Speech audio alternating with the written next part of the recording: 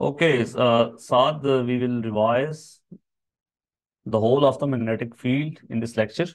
तो let's start बेटा। Magnetic field में सबसे पहली बात आती है कि magnetic field due to current carrying wire क्या होता है। आपको पता है अगर कोई करंट कैरिंग वायर होगी उसके गिर्द मैग्नेटिक फील्ड होगा, और वो उस वक्त तक मैग्नेटिक फील्ड एग्जिस्ट करेगा जब तक करंट रहता है वायर में। और करंट की वैल्यू जब जीरो हो जाएगी तो मैग्नेटिक फील्ड जीरो हो जाएगा। अगर आपके पास ये वायर है जिसमें करंट आई है तो इसके गिर्द मैग्नेटिक फील्ड होगा, और मैग्नेटिक फील्ड की वैल्यू जो है वो अ, किस चीज़ पे डिपेंड करेगी। अगर हम इस डिस्टेंस पे हैं तो इस डिस्टेंस के साथ उसकी वैल्यू डायरेक्ट इन्वर्सली प्रोपोर्शनल होगी, और करंट के साथ डायरेक्टली प्रोपोर्शनल होगी। इस वायर में से करंट इंक्रीज करेंगे तो magnetic field strength at this point will increase, और अगर हम इसको डिस्टेंस को हम इंक्रीज कर देंगे तो that will decrease. So B का अगर हम देखना चाहें किस चीज़ पे डिपेंड करती है तो हमने एक फार्मूला भी पढ़ा था, mu not I divided by 2 pi D. So that shows magnetic flux density is directly proportional to the current in this wire and inversely proportional to the distance from this wire।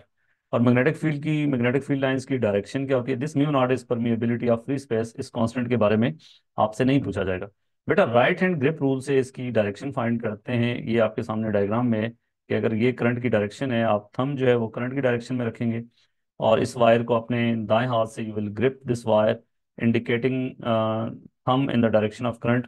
तो ये जो आपकी उंगलियां हम्म, होंगी, the fingers will be in the direction of magnetic field. So magnetic field lines की direction लेकिन ये होगी। ओके।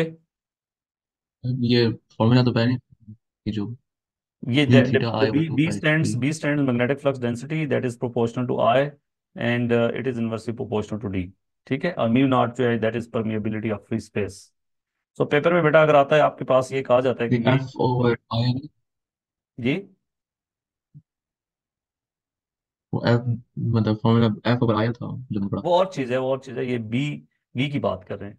ये बी की बात है कि मैग्नेटिक फ्लक्स डेंसिटी इस पॉइंट पे देखना चाह रहे हैं क्या होगा, इस पॉइंट पे देखना चाह रहे हैं क्या होगा।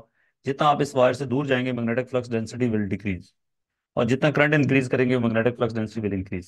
सो अगर बेटा ये आपको कहा जाए कि ये क्रॉस है, current is in the wire, इस पेज में current is into the page, तो आपको अगर मैग्नेटिक फील्ड लाइंस ड्रॉ करनी पड़े तो आप राइट हैंड ग्रिप टूल से फाइंड ड्रॉ कर सकते हैं। तो आपने ये ड्रॉ करना है कि पहले लाइंस के बीच में जो डिस्टेंस है बेटा दैट शुड इंक्रीज, ड्रॉ करना पड़ जाएगा पेपर में। और आपको पता है कि इसमें क्या होंगे, क्लॉकवाइज होंगी एंटी क्लॉकवाइज होंगी।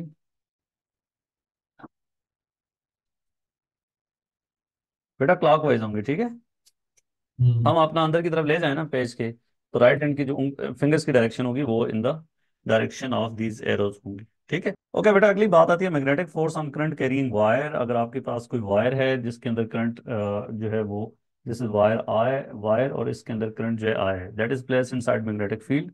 और यूनिफॉर्म मैग्नेटिक फील्ड के अंदर इसको आपने प्लेस किया हुआ है। ये जो फील्ड लाइंस हैं they are parallel, that shows कि मैग्नेटिक फील्ड आपके पास यूनिफॉर्म है।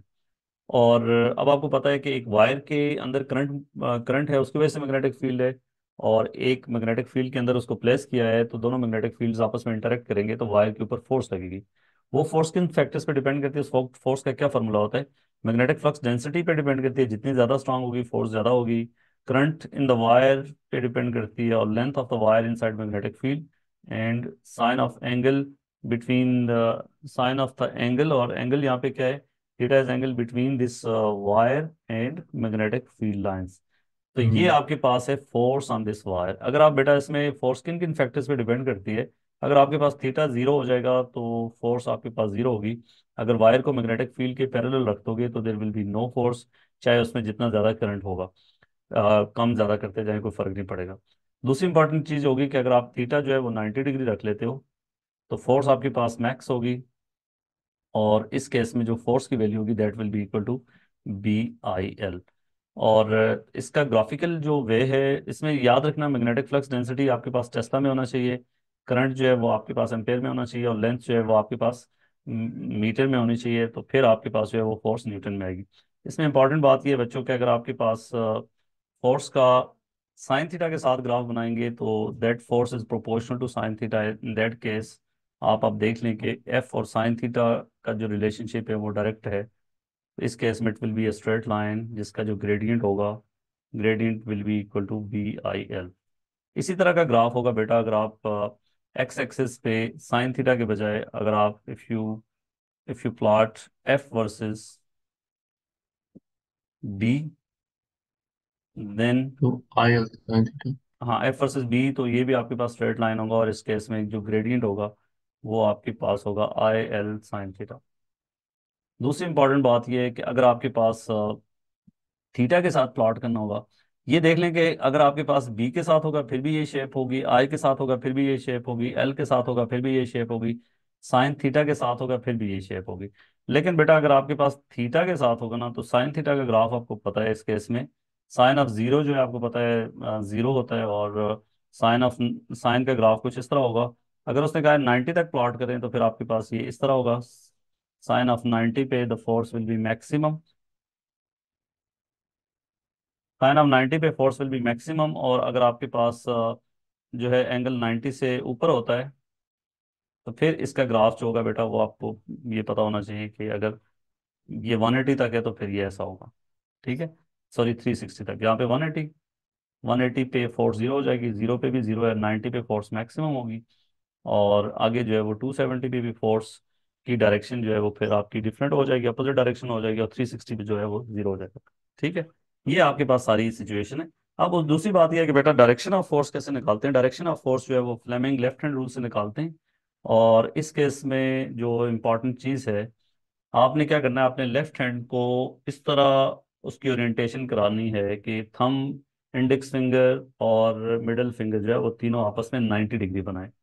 तो फिर आपके पास अगर तीनों 90 डिग्री बना रहे हैं तो ये जो है ये मैग्नेटिक फील्ड की डायरेक्शन में हो, और ये करंट की डायरेक्शन में, कन्वेंशनल करंट, तो ये फोर्स की डायरेक्शन होगी। तो आपको अगर आप बी की डायरेक्शन गिवन है, आई की डायरेक्शन गिवन है, फोर्स की डायरेक्शन निकालनी है, तो ये इस तरह की सिचुएशन में रखेंगे।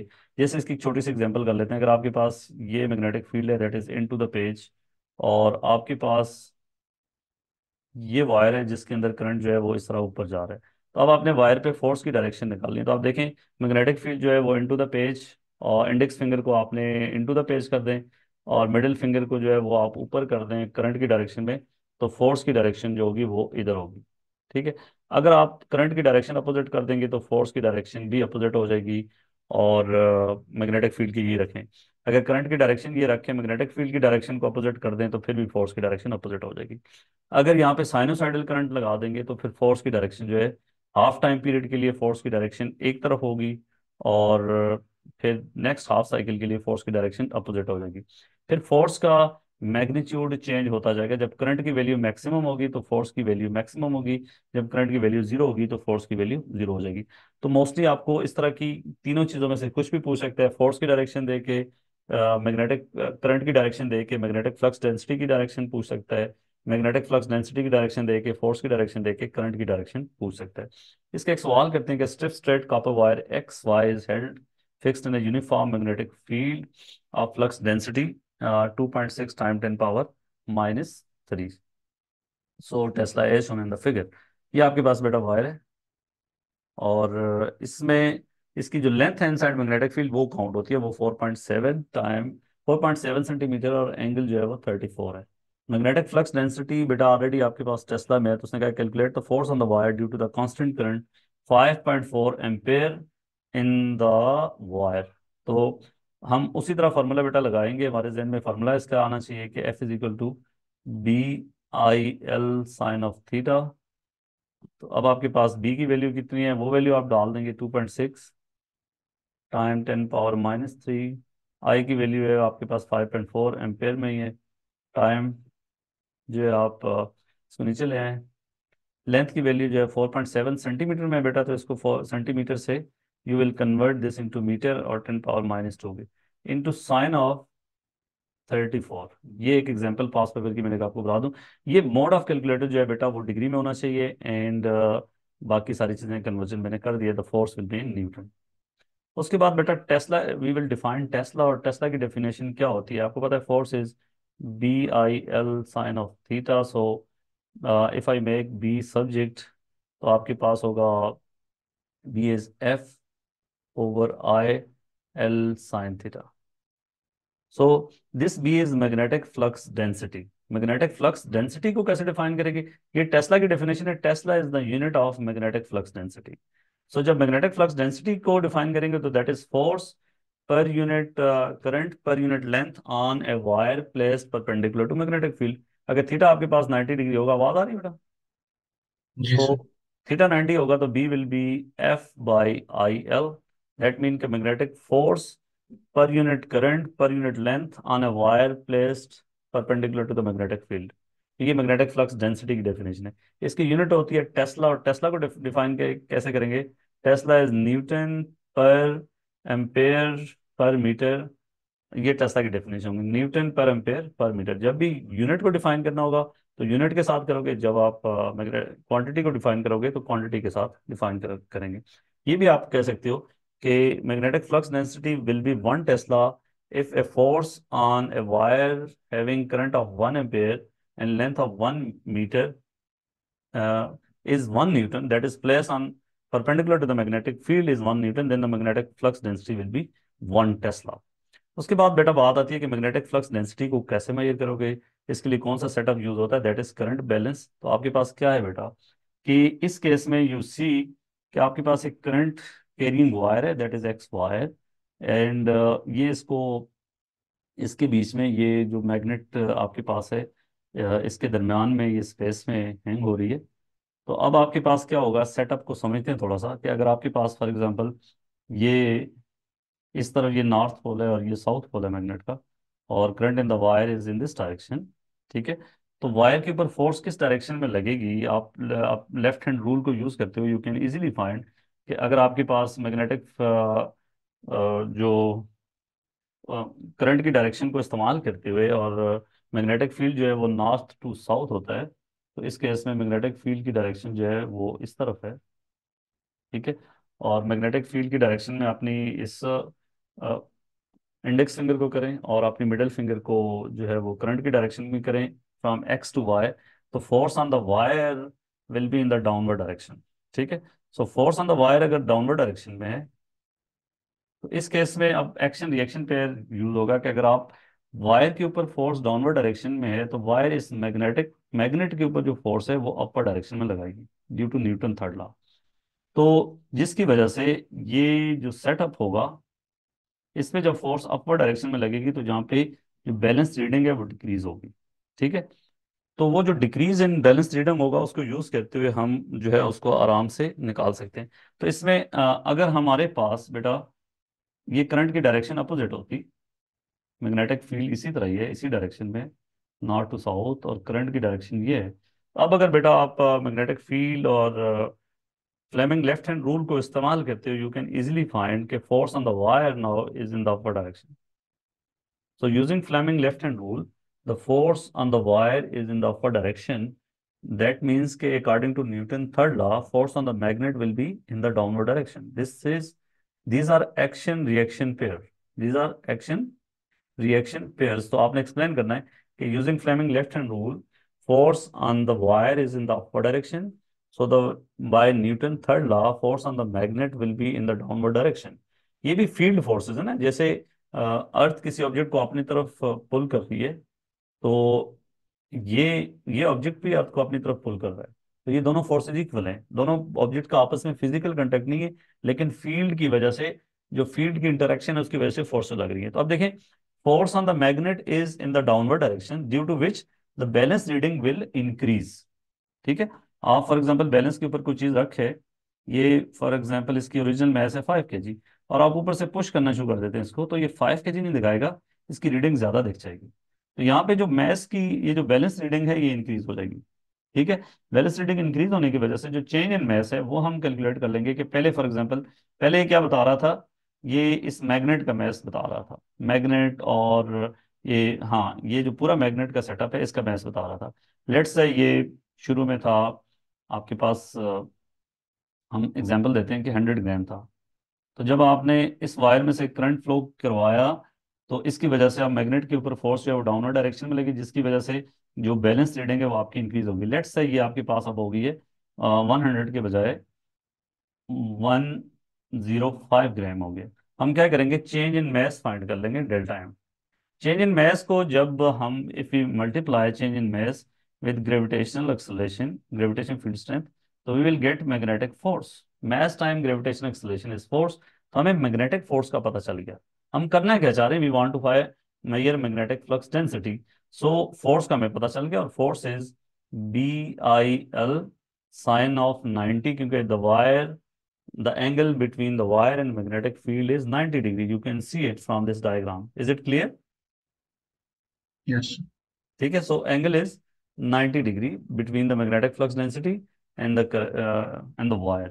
So sin of 90 is 1, that is equal to delta mg। ये याद रखने वाली बात है कि mass को you will convert into kg। ग्राम में अगर यहाँ पे होगा तो आप kg में कन्वर्ट करोगे, so that फोर्स की वैल्यू जो है न्यूटन में मिले आपको। सो b की वैल्यू होगी that is delta M G divided by I L. Length of wire तो हम यहाँ से देख लेंगे कितनी है, और करंट की वैल्यू जो होगी वो इस वायर में से जो है पीछे किसी ज़ाहिर है किसी सोर्स के साथ लगी है, तो हम एमीटर लगा के करंट की वैल्यू मेजर कर लेंगे, और लेंथ की वैल्यू हमें पता है, तो इससे मैग्नेटिक फ्लक्स डेंसिटी को हम फाइंड कर लेंगे। इसमें जो टेक्निकल बात आ जाती है कि अगर आप करंट का AC के बजाय आप DC के बजाय AC लगा देते हो, तो फिर वायर जो है वो बैलेंस रीडिंग पे क्या फर्क पड़ेगा। जब आप AC लगाते हो तो AC की डायरेक्शन बदलती रहती है। हाफ टाइम पीरियड के लिए AC की डायरेक्शन जो है वो इस डायरेक्शन में होती है। ड्यूरिंग दिस टाइम अगर डायरेक्शन इसकी इधर होगी, तो नेक्स्ट हाफ टाइम पीरियड के लिए करंट की डायरेक्शन अपोजिट होगी। तो इसका मतलब ये है कि जब करंट की डायरेक्शन फॉर एग्जांपल इधर है हाफ टाइम पीरियड के लिए, तो बैलेंस रीडिंग इंक्रीज होगी। जब करंट की डायरेक्शन अपोजिट हो जाएगी तो बैलेंस रीडिंग इंक्रीज होगी। सॉरी, पहले इधर है तो बैलेंस रीडिंग जो है वो आपके पास इंक्रीज होगी। बाद में जब करंट की डायरेक्शन उधर होगी तो बैलेंस रीडिंग जो है आपके पास डिक्रीज होगी। लेकिन अब चूंकि करंट की वैल्यू भी चेंज हो रही है, सो जब करंट मैक्सिमम होगा तो बैलेंस रीडिंग में जो चेंज वो बैलेंस रीडिंग मैक्सिमम होगी, और जब जीरो होगा तो उसको अगर नो चेंज होगा, तो इस वजह से इसमें क्वेश्चन आता है कि total variation in the balance reading आप बताएं, तो वो आपको इस तरीके से फाइंड करनी पड़ेगी। ठीक है, इसका एक क्वेश्चन भी हम देख सकते हैं कि how magnet is placed on a balance, a stiff metal wire is clamped horizontally between the poles as illustrated in this figure.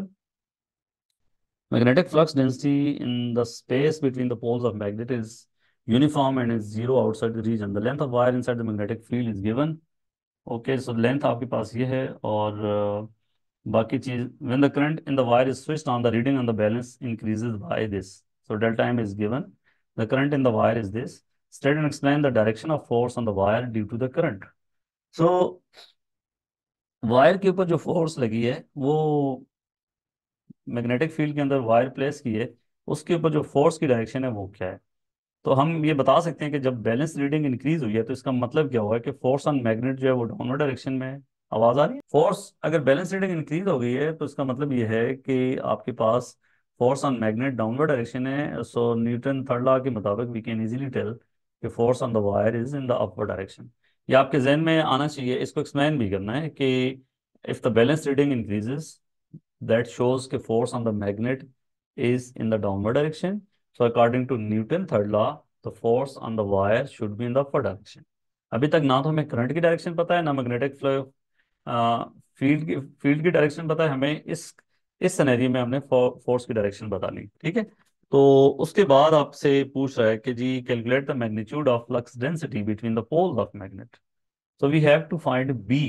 B कैसे फाइंड करते हैं आपको मैंने बता दिया ऑलरेडी कि एफ इज BIL, और साइन ऑफ 90 इस्तेमाल होगा इस केस में। Force is delta M time जी।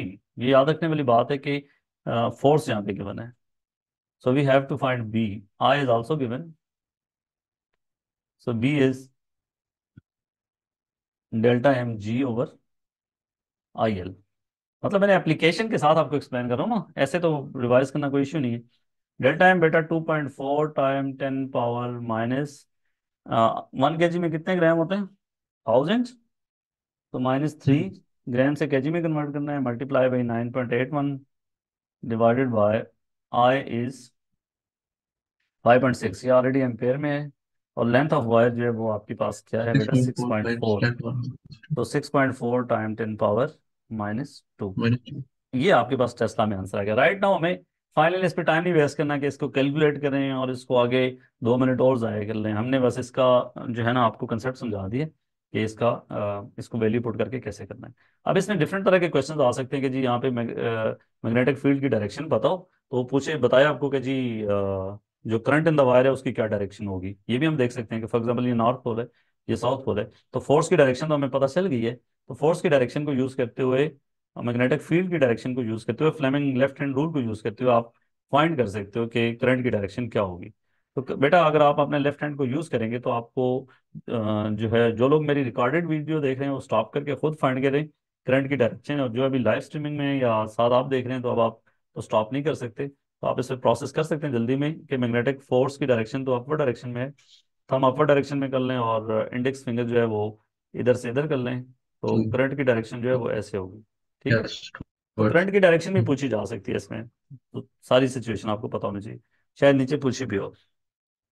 अच्छा, उसके बाद है जी low frequency alternating current is pass through the wire in B, the root mean square value of the current is this. It's very important कि अब आपको I R M S given है, root mean square value, और I R M S is 5.6 ampere. Describe qualitatively the variation of reading seen on the balance. Quantitatively describe करना आपने कि balance reading पे क्या फर्क पड़ेगा। अब बेटा जब एसी करंट है तो सबसे पहले एसी करंट के लिए ना उसकी, अगर साइनोसाइडल करंट है तो उसके लिए हम पीक वैल्यू पहले फाइंड करेंगे, और आपको पता है कि I R M S is I naught divided by square root two, so peak value will be 5.6 times square root two. ये मैक्सिमम जी वैल्यू होगी। इस मैक्सिमम वैल्यू से हमें ये पता चल जाएगा कि अगर आपके पास करंट 5.6 था और उस सूरत में मैं जो है वो बैलेंस रीडिंग इतनी वैल्यू से इंक्रीज हो रही थी, तो रेशियो मेथड फाइंड कर सकते हैं, डायरेक्ट लगा सकते हैं कि यहाँ पे आए, यहाँ पे बैलेंस रीडिंग में जो चेंज आएगा, सो आई की वैल्यू 5.6 थी तो बैलेंस रीडिंग इंक्रीज हो रही थी 2.4 ग्राम से। तो करंट की वैल्यू जब आपके पास 5.6 टाइम्स स्क्वायर रूट टू हो जाएगा, तो इसको एक्स कर दें तो ये आपके पास डायरेक्ट पता चल जाएगा कि it is X is 2.4 time square root two. बाकी 5.6 इसमें भी है इसमें भी है, कैंसिल हो जाएगा। सो इससे आपको पता चल जाएगा कि बैलेंस रीडिंग अब मैक्सिमम बैलेंस रीडिंग कितनी इंक्रीज होगी। जब आपको पीक करंट पता है तो आपको ये पता चल जाएगा कि पीक करंट के वक्त बैलेंस रीडिंग कितनी इंक्रीज हो चुकी है इस वैल्यू पे। जब करंट की डायरेक्शन दूसरी हो जाएगी तो उस सिचुएशन में बैलेंस रीडिंग डिक्रीज होगी, लेकिन करंट की जो पीक वैल्यू पॉजिटिव है नेगेटिव है वो सेम है। तो जितनी जो बैलेंस रीडिंग इंक्रीज होगी उतनी बैलेंस रीडिंग डिक्रीज भी होगी। ठीक है। सो बैलेंस रीडिंग में इंक्रीज आएगा 2.4 टाइम अंडर रूट टू, फिर बैलेंस रीडिंग में डिक्रीज आएगा 2.4 इंटू अंडर रूट टू। अगर वो कहे कि overall change in the balance reading होगा तो ओवरऑल चेंज के लिए फिर आप इन दोनों को माइनस कर देते हो, तो वो ओवरऑल चेंज ये होगा। तो 2 टाइम टोटल चेंज, किसी क्वेश्चन में ये भी आता है कि टोटल चेंज निकालें, total change in balance reading, तो वो होगा 2 time 2.4 times square root two. ये इंपॉर्टेंट चीज है कि अगर कोई एक चीज 5 से -5 होती है तो व्हाट इज टोटल चेंज।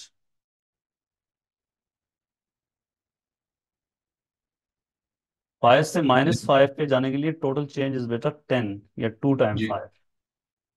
ठीक है, आपको बात समझ आई। Yes sir. तो इस सूरत में you should be able to find this. So force on charge particle inside magnetic field बेटा, before this we were discussing if a current carrying wire is placed inside magnetic field तो उस पर force लगती है। Right now, we are going to discuss if a charged particle is moving inside magnetic field. If, for example, this is magnetic field and that is into the page, and the charged particle enters into this magnetic field, this charged particle, let's say, has charge positive q and it's moving with velocity v. So, what's the formula of the force on the charged particle? That is q vb sine theta. The force depends on charge of the charged particle, velocity of the charged particle, magnetic flux density, and the angle between the velocity of the charged particle and magnetic field. This is very important कि if charged particle is at rest inside magnetic field, then magnetic force will be zero. If charged particle is moving parallel to magnetic field, mean theta is zero, then then the force will be zero. If the charged particle is moving anti-parallel to the magnetic field 180 degree, then the force will be zero. So this force is different than the electric force. In electric field, if a charged particle is at rest, even then it will experience the same force as it is moving, लेकिन जब charge particle magnetic field में होगा और वो rest में होगा तो there will be no force. If charge particle is moving parallel to the magnetic field, there will be no force. If the charge particle is moving perpendicular to magnetic field, theta 90 degree hoga, then the force will be maximum, and the maximum force will be QVB. So if you will increase the velocity of the charge particle, then force will increase. If you increase the amount of the charge on the charge particle, then the force will increase. और sine of theta की value अगर आप increase करोगे तो force will increase. ये expression already ऊपर बता चुका हूँ कि फोर्स का साइन थीटा के साथ ग्राफ जो है that will be straight line. You can see from this expression के force is proportional to sine theta, and force का जो है वो बी के साथ ग्राफ भी जो है वो स्ट्रेट लाइन होगा. फोर्स का वी के साथ ग्राफ भी जो है वो स्ट्रेट लाइन होगा अगर आप वेलोसिटी को इंक्रीज करते जाएंगे. फोर्स का थीटा के साथ ग्राफ जो है वो आपको पता है कि साइन ऑफ जीरो जीरो होता है, and force will increase till 90 degree, उस पर फोर्स मैक्सिमम होगी. सो इस तरीके से फोर्स का एक्सप्रेशन हम निकाल इसको यूज करना आना चाहिए हमें. अब डायरेक्शन ऑफ फोर्स बेटा, अगर फोर्स चार्ज पार्टिकल आपके पास पॉजिटिव है तो हम क्या कर देंगे कि डायरेक्शन ऑफ फोर्स के लिए फ्लेमिंग हाँ जो है वो हम लेफ्ट हैंड रूल यूज करेंगे if the charge particle is positive. ठीक है, yes. Fleming's left hand rule. और इसकी क्या डिस्क्रिप्शन होगी कि अब आपके पास जो ऊपर ऊपर वाली सिचुएशन को जाके दिखा देता हूँ आपको कि इन दिस केस आपने इसी तरह करना है. बी मैग्नेटिक फील्ड की ये फिंगर मैग्नेटिक फील्ड की डायरेक्शन में होगी और ये अब वेलोसिटी की डायरेक्शन में होगी.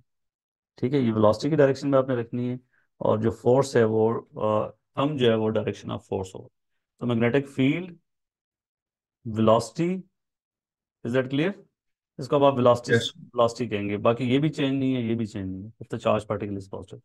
अगर चार्ज पार्टिकल नेगेटिव है तो आपने राइट हैंड रूल यूज कर लें. इसी तरीके से राइट हैंड रूल का जो इंडेक्स फिंगर है वो मैग्नेटिक फील्ड की डायरेक्शन में होगा, मिडिल फिंगर वेलोसिटी की डायरेक्शन में होगा, और थंब जो है वो आपका फोर्स की डायरेक्शन में होगा.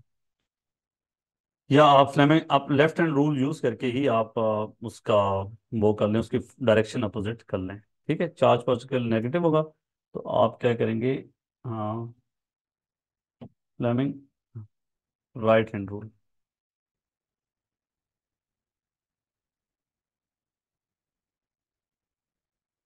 और if charge particle is negative positive तो फ्लेमिंग लेफ्ट हैंड रूल. और इस केस में अगर आपके पास ये एग्जांपल करते हैं कि मैग्नेटिक फील्ड जो है वो आपके पास इनटू द पेज है, this charge particle is moving with velocity v and the charge is q. तो इस केस में अगर फोर्स की डायरेक्शन हो तो आप लेफ्ट हैंड रूल यूज करते हो. यू कैन टेल मी कि magnetic field into the page करें और आपके पास जो आपकी मिडिल फिंगर है वो टुवर्ड्स राइट डायरेक्शन में रखें, तो थंब क्या होगा, अप होगा या डाउन? हम out of the page. Thumb out of the page नहीं हो सकता बेटा. आउट ऑफ द पेज कैसे? मैग्नेटिक फील्ड ये इनटू द पेज है. तो याद रखना फोर्स की डायरेक्शन आप समझने की कोशिश करें ना. फोर्स की डायरेक्शन मैग्नेटिक फील्ड की डायरेक्शन में भी नहीं हो सकती, वेलोसिटी की डायरेक्शन में भी नहीं हो सकती. सो फोर्स की डायरेक्शन इन दोनों के परपेंडिकुलर होगी. तो if magnetic field is into the page तो force can't be out of the page और इनटू द पेज. आप अपना लेफ्ट हैंड रूल यूज करें ना. नहीं तो वी जो होगा वो मिडिल फिंगर होगा ना. ये ऊपर बताया ना बेटा आपको, बी आपका इंडेक्स फिंगर है. हम्म. हम्म, जी सर. Yes sir. बी क्या है? बी तो इंडेक्स तुम लगाएं फिर क्या आंसर आएगा? अपवर्ड्स. अपवर्ड. सो फोर्स की डायरेक्शन यहाँ पे अपवर्ड डायरेक्शन में होगी बेटा. ये यहाँ पे मार्क करनी पड़ेगी फोर्स की डायरेक्शन क्या होगी, तो इस जगह पे अपवर्ड डायरेक्शन होगी. ठीक है, अब जब इस जगह पे अपवर्ड डायरेक्शन होगी तो चार्ज पार्टिकल क्या करेगा, अपनी डायरेक्शन को चेंज करेगा, और इस फोर्स की वजह से इसकी डायरेक्शन ऐसे हो जाएगी. ठीक है, अब अगर कहा जाए कि इधर फोर्स की डायरेक्शन क्या होगी, तो वेलोसिटी की डायरेक्शन अब ये होगी है. मैग्नेटिक इंडेक्स फिंगर आपकी इन साइड होगी, लेकिन वेलोसिटी अपने लेफ्ट हैंड को घुमाएंगे, इस सॉरी इंडेक्स फिंगर को इस तरफ कर देंगे तो फोर्स की डायरेक्शन क्या होगी, अब फोर्स की डायरेक्शन ये हो जाएगी. Okay, yes. समझ आई बात? जी सर. और अब जब ये फिर आपने आपको बेंड कर देगा ऐसे. इधर बेटा यहाँ पे एंड पे देखोगे तो फोर्स की डायरेक्शन क्या हो जाएगी, ऐसे हो जाएगी. तो ये नहीं ऑफ इंडेक्स फिंगर बी है ना मतलब. इंडेक्स फिंगर बी है बेटा, हाँ वो नीचे ही रखनी है. मिडिल फिंगर को आपने वेलोसिटी की डायरेक्शन में घुमाते रहना, ठीक है। ये वेलोसिटी की डायरेक्शन में है, तो अच्छा। ये आप फोर्स की अच्छा, हाँ डायरेक्शन। समझ। आवाज आ रही है? हम्म, जी सर। तो ये आर्क ऑफ सर्कल होगी। अगर एक्सप्लेन करना पड़ेगा इसमें, इट्स वेरी इंपॉर्टेंट क्वेश्चन, कि ये बताएं कि इसका जो पाथ होगा वो आर्क ऑफ सर्कल है या नहीं। तो आपने बताना है कि फोर्स जो है वो हमेशा टुवर्ड्स वन पॉइंट पॉइंटेड है, ठीक है। तो इसलिए जो है ये आर्क ऑफ सर्कल होगी। Force is always perpendicular to the velocity and magnetic field, so that's why ये प्रोजेक्टाइल मोशन की तरह नहीं है कि डाउनवर्ड डायरेक्शन में होगी, ये आर्क ऑफ सर्कल होगा, ठीक है। This is arc of circle. Circle. और ड्रॉ करना पड़े तो आपको ड्रॉ करना आना चाहिए इस तरह। So if the charge particle is negative in this magnetic field downward, ये नीचे वाले एग्जांपल में हम देखते हैं, the charge particle is negative and that enters over here with velocity v, तो where will it go? Force यहाँ पे कितना लगेगी इसमें? हाँ आप लेफ्ट हैंड रूल को यूज करके थंब की डायरेक्शन में जो फोर्स है उसको ऑपोजिट कर लें बिल्कुल उसके, हाँ, या राइट मतलब हैंड रूल डाउनवर्ड। यूज कर लें। अगर ये चार्ज देखो, हम अगर फ्लेमिंग लेफ्ट हैंड रूल इस्तेमाल करते हैं, index finger into the page, middle finger towards right, तो थंब ऊपर होगा। अगर हम चार्ज पार्टिकल हम्म, पॉजिटिव होता तो फोर्स ऐसे होती। अभी हमें पता है कि चार्ज पार्टिकल नेगेटिव है, तो इसका मतलब फोर्स किधर होगी? Downward direction. डाउनवर्ड। इतना तो करना आना चाहिए ना कि force will be in this direction now, ये फोर्स की डायरेक्शन।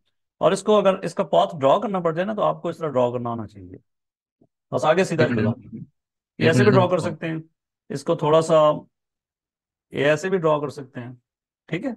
यहाँ से आगे मैग्नेटिक फील्ड नहीं है, इस पॉइंट से आगे मैग्नेटिक फील्ड नहीं है, तो फिर सीधा चलेगा।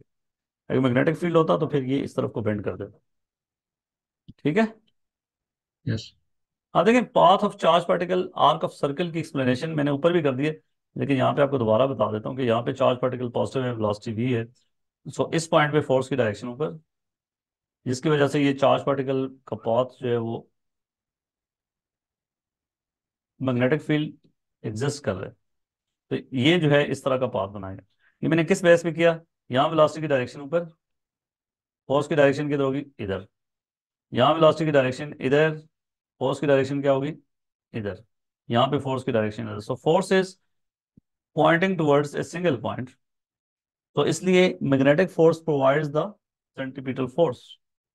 Is that clear? यस। अब अगर पूछा जाए कि वो जो रेडियस है उसको आप निकाल दें, ये सेंटर होगा बेटा, और ये जो है ये डिस्टेंस जो है दैट इज रेडियस, तो आपने क्या करना है कि centripetal force is provided by the magnetic force, so Q V B sine of 90 होगा, क्योंकि magnetic field into the page है और वेलोसिटी उसके हमेशा परपेंडिकुलर है। वेलोसिटी का प्लेन जो है वो आपके पास ये जो स्क्रीन है वो ये है, यहाँ भी वेलोसिटी मैग्नेटिक फील्ड के परपेंडिकुलर है, यहाँ भी परपेंडिकुलर है, यहाँ भी परपेंडिकुलर है, यहाँ भी perpendicular, everywhere. So sine of 90 is equal to M M B V over square R. By R, ये सेंटीमीटर फोर्स है। सो बेटा इस चीज से आपके पास जो रेडियस है वो आप अगर उसको सब्जेक्ट बनाएं तो that will be M V divided by Q B. So radius of this circle depends on what factors? Velocity पे, mass पे, चार्ज पे और बी पे डिपेंड करता है। अगर आपके पास, if you are keeping all other things same और यू आर इंक्रीजिंग वेलोसिटी, ठीक है, मैस भी सेम है, चार्ज भी सेम है, बी भी सेम है, वेलोसिटी को इंक्रीज कर रहे हो, तो रेडियस विल इंक्रीज, ठीक है, कीपिंग अदर थिंग्स सेम। अगर आप क्या कर रहे हो कि मैस को इंक्रीज कर रहे हो, वेलोसिटी सेम है, मैसेस का फर्क है, तो फिर क्या होगा? तो रेडियस इंक्रीज होगा। रेडियस इंक्रीज हो जाएगा। Radius also depends on B and Q, और ये इनके इन्वर्सली प्रोपोर्शनल है। तो इसलिए अगर जी। आपसे कहा जाए कि इसमें चार्ज पार्टिकल्स की वेलोसिटी सबकी सेम है, लेकिन इस केस में आपके पास जो है वो मैसेज का फर्क है, ये पाथ आपको बना के दिखाया हुआ है एक मैस के लिए, फॉर एग्जांपल आपको प्रोटॉन के लिए बना के दिया है, और वो कहता है कि जी दूसरा एक चार्ज पार्टिकल है जिसका मैस का फर्क है, चार्ज सेम है, मैस का फर्क है, चार्ज सेम है, मैस ज्यादा है, तो उसके लिए ड्रॉ करके दिखाएं। तो उसके लिए जब दूसरे के लिए ड्रॉ करेंगे तो उसका रेडियस आपने इंक्रीज करना है, ये m2, and this is for m1, so m2 is larger than m1, ठीक है। Is that clear? इससे यस सर। हम आइसोटोप्स को सेपरेट कर सकते हैं, दोनों के आइसोटोप्स में चार्जेस सेम होते हैं, मैसेज का फर्क होता है। सो इसलिए एक को यहाँ पे हम डिटेक्ट कर लें, दूसरे को यहाँ डिटेक्ट कर लेंगे, रेडियस का फर्क है, हम उनको सेपरेट कर लेंगे। और अगर पहले ये पाथ आपको प्रोटॉन के लिए बना के दिया है, दिस इज फॉर प्रोटॉन्स, और वो कहते हैं कि अल्फा पार्टिकल्स के लिए बनाए। तो अल्फा पार्टिकल्स में इंपॉर्टेंट बात है, मास का भी फर्क आता है, चार्ज का भी फर्क आता है। अल्फा 2 4, प्रोटॉन्स का जो चार्ज है वो 1, और ये जो है ये भी 1 है। ठीक है, तो अब आपके पास चार्ज भी डबल हो गया है और मास जो है आपका तकरीबन 4 टाइम्स इंक्रीज हो गया। तो मास आपका ज्यादा इंक्रीज हुआ है, चार्ज आपका डबल हुआ है। तो ओवरऑल क्या फैक्ट, किस फैक्टर से ये चीज इंक्रीज या डिक्रीज हुई है? मास 4 टाइम इंक्रीज हुआ, चार्ज 2 टाइम इंक्रीज हुआ, तो क्या फर्क पड़ेगा ओवरऑल? Overall times 2। 2 टाइम, जबरदस्त। सो रेडियस जो है वो आपका फिर ज्यादा ही होगा। तो बच्चे यहाँ कंफ्यूज हो जाते हैं कि दोनों चीजें इंक्रीज हो रही हैं, वो सम टाइम कह देते हैं no effect will be there, some time वो कहते हैं डिक्रीज हो जाएगा सम। तो इसलिए लॉजिकली आपने देख के चलना। और अगर यहाँ पे ही कहा जाए कि जी ये जो आपके पास ये ब्लू कलर है ये प्रोटॉन के लिए, और वो कहे इलेक्ट्रॉन के लिए बना के दिखा दें, और ये रीजन जो है मैग्नेटिक फील्ड का दिखाया गया हो, तो इलेक्ट्रॉन पे फोर्स डाउनवर्ड डायरेक्शन में लगेगी। ठीक है, तो यस। सम टाइम ये डिस्टेंस जो है ये ज्यादातर केसेस में जो है ये गिवन होता है, ये डिस्टेंस। ठीक है, डायमीटर होता है बेटा, इसको हाफ करके फिर इसमें पुट करना है। तो रेडियस ऑफ सर्कल का मैंने आपको एक्सप्रेशन बता दिया, ये है।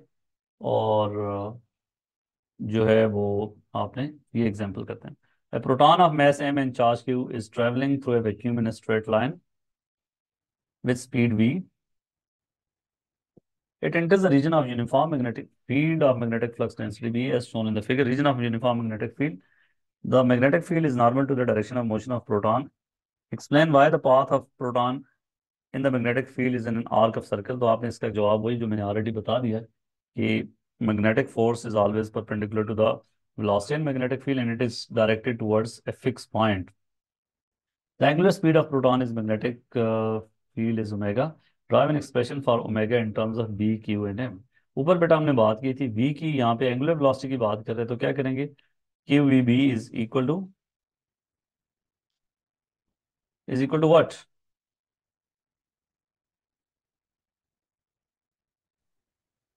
M times omega square. M time नहीं, एम आर ओमेगा स्क्वायर। ये सेंटीपिटल फोर्स का रिलेशनशिप है। Centripetal force M V square over R, V yes. Is equal to R omega. So V की जगह आर ओमेगा डालें तो ये हो जाएगा R square omega square divided by R, M R omega square. तो इससे ओमेगा को सब्जेक्ट बना के आपने दिखा देना। फिर ये देख लें दूसरी सिचुएशन में, पार्टिकल एज मैस। मैंने ये वगैरह नहीं लिखे, लेकिन मैंने आपके लिए पास पेपर सिचुएशन है सारी। ये पार्टिकल का मैस है और चार्ज इसके ऊपर ये है। Particle is travelling in vacuum with this speed इंटर्स uniform magnetic field. और उसके बाद जो है ये पार्टिकल का पाथ बना हुआ है, ये आपको दिखा दें। यहाँ से एंटर होता है और ये इसका पाथ है, यहाँ से लीव कर देता है, आगे मैग्नेटिक फील्ड खत्म हो जाता है इसलिए ये नीचे जाता है। अच्छा जी, for the uniform magnetic field state its direction. Magnetic field की डायरेक्शन क्या होगी? अब सबसे पहले डायरेक्ट पता चलाना है कि चार्ज आपके पास पॉजिटिव है। तो चार्ज की बेटा आपको वेलोसिटी की डायरेक्शन यहाँ पे पता है पॉजिटिव। कि ये है, कि कोई एक पॉइंट फिक्स कर लेंगे, ये हम फिक्स कर लेंगे, ये वेलोसिटी की डायरेक्शन है। तो फोर्स की डायरेक्शन यहाँ मुझे पता है कि इस डायरेक्शन में लग रहा है। फोर्स की डायरेक्शन मुझे पता है, वेलोसिटी की डायरेक्शन पता है, और चार्ज पार्टिकल भी पता है कि पॉजिटिव है। मैं लेफ्ट हैंड रूल को यूज करते हुए आई विल जो है determine the direction of magnetic field. तो अब मुझे फोर्स की डायरेक्शन इनटू। क्या होगा बेटा? वो इनटू द पेज। वो कैसे? And to the page magnetic करें तो फील्ड फोर्स पेज। लेफ्ट की डायरेक्शन में नहीं लगेगी? या मैग्नेटिक फील्ड अगर आप इनटू द पेज कर देते हैं, लेट्स से ये magnetic field into the page है, तो अपनी इंडेक्स फिंगर को किस में रखेंगे? इंडेक्स फिंगर एफ पे। इंडेक्स फिंगर एफ होती है। अच्छा नहीं, सॉरी। हाँ सॉरी। हम आपका एफ होता है, इंडेक्स फिंगर आपकी क्या होती है? बी। इंडेक्स फिंगर पे होता है। यस भी होता ये बी होती है, याद रखना बेटा। है जी। इंडेक्स फिंगर आपकी बी है। तो बी आप जो है इंडेक्स फिंगर को इनटू द पेज कर लें और मिडिल फिंगर को वेलोसिटी की डायरेक्शन में ऊपर कर दें इधर, तो फोर्स तो फिर इधर लगनी चाहिए अगर फील्ड इनटू द पेज हो। समझ आई बात? यस। इसका मतलब मैग्नेटिक फील्ड जो है यहाँ पे किधर है? This is in which direction? Out of the page, out of the page. Out of the page, out of the page. ये आंसर है। Calculate the magnetic flux density. अब आपके जहन में आना चाहिए कि मुझे डायमीटर गिवन है मैंने वो फार्मूला इस्तेमाल करना है कि centripetal force is provided by the magnetic force, और पेपर में आप जो है वो स्टार्ट से भी कर सकते हैं इसको, कि Q V B magnetic force is M V square divided by R. तो बेटा और यस। आर को आप सब्जेक्ट बना लें, ठीक है, ये कैंसिल कर हम्म। दें इसके साथ। So R is M V divided by Q B. B. R को सब्जेक्ट नहीं बनाना, सॉरी, मैग्नेटिक फ्लक्स डेंसिटी को बनाना है। तो B is M M B over V Q. Divided by Q R. मैं जस्ट आपको बताऊंगा, वैल्यूज आपने खुद पुट करनी होती हैं, बाद में करते रहना, कि इसमें मैथ गिवन है केजी में ही, चार्ज गिवन है कूलम में ही, कुछ भी नहीं करना है, इनको एज इट इज डालना है। सो मैथ, चार्ज, वेलोसिटी की वैल्यू भी जो है आपको, वेलोसिटी की वैल्यू क्या है? 7.6 टाइम्स 10 पावर 4। हाँ सर, ये वेलोसिटी की डायरेक्शन है, वेलोसिटी है वैल्यू, ये वेलोसिटी की वैल्यू डाल दोगे, और साथ में रेडियस कितना रेडियस डालोगे? Divide by 2 times 10 power -2। हाँ से 12.2 divide by 2, that is 6.1। So radius is 6.1 times 10 power -2। Centimetre. So इसको मीटर में कन्वर्ट करना है। ये आपकी एप्लीकेशन भी मैंने आपको बता दी है कैसे हो। उसके बाद कहते हैं कि आप क्या करेंगे कि second particle has the mass less than that of mass x and the same charge, ठीक है, सेम स्पीड, स्पीड भी सेम है, और मास का फर्क है। तो रेडियस का आपके पास क्या है कि अगर मास सेकंड का लेस है तो radius is directly proportional to mass, ठीक है। तो कम होगा रेडियस। इसका मतलब ये है कि रेडियस कम होगा। अब चार्ज सेम है, मतलब साइन भी सेम है, मैग्नीट्यूड भी सेम है, तो आपने ड्रॉ करना पड़ेगा सेकंड को। आप कैसे ड्रॉ करेंगे? ये छोटा। इसी तरह यहाँ जी, साइकिल छोटा। सर्कुलर ही ड्रॉ करना है, वो एक ठीक भी है बेटा, छोटा ये होगा। ना, क्या कह रहे हो? मैं कह रहा हूँ it will be smaller. Yes, लेकिन इट शुड बी सर्कुलर, ठीक है। रेडियस कम होना चाहिए, रेडियस कम होने का मतलब इधर यस। जी। ऊपर भी कम होना चाहिए, सही है ना। तो ये इसकी ड्राइंग आपको बता दी। फिर बेटा वेलोसिटी सिलेक्शन क्या होता है कि अगर आपके पास एक चार्ज पार्टिकल मैग्नेटिक फील्ड में मूव कर रहा है, ये magnetic field into the page है, ये चार्ज पार्टिकल आपके पास पॉजिटिव है, वेलोसिटी वी सेंटर होता है, तो इसके ऊपर मैग्नेटिक फोर्स किधर लगेगी? जल्दी जल्दी बताएं। फ्लेमिंग लेफ्ट हैंड रूल को यूज करते हुए वी कैन टेल कि इस पे मैग्नेटिक फोर्स जो है वो अप लगेगी, डाउन यहाँ पे? वो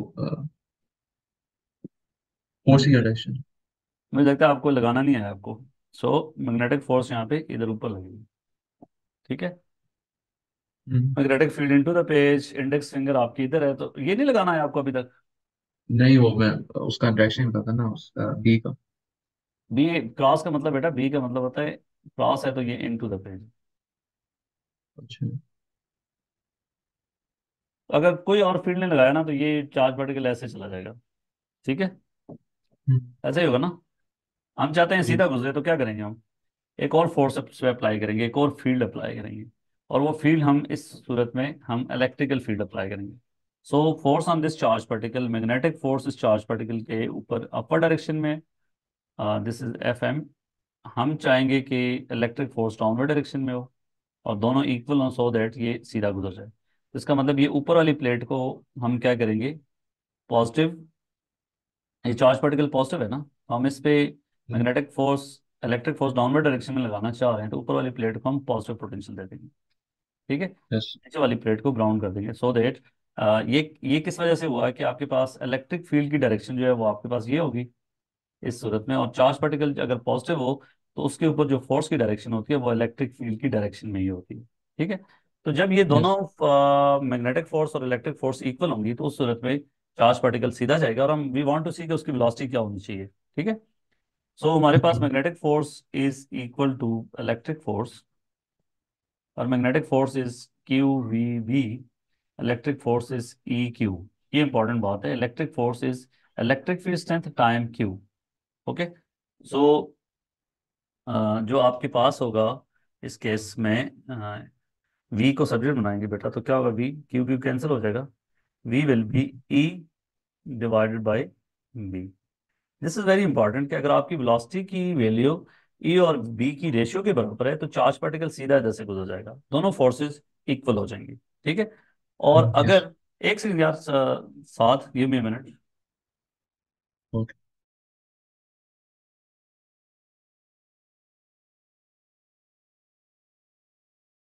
सो बेटा अगर आपके पास डिफरेंट वेलोसिटीज के यहाँ चार्ज पार्टिकल्स है, और उनमें से अगर आप सर्टेन वेलोसिटी के चार्ज पार्टिकल को आगे पास कराना चाह रहे हो इस विंडो से, तो आप उस वेलोसिटी के इक्वल ई और बी की रेशियो रख लोगे। ठीक है।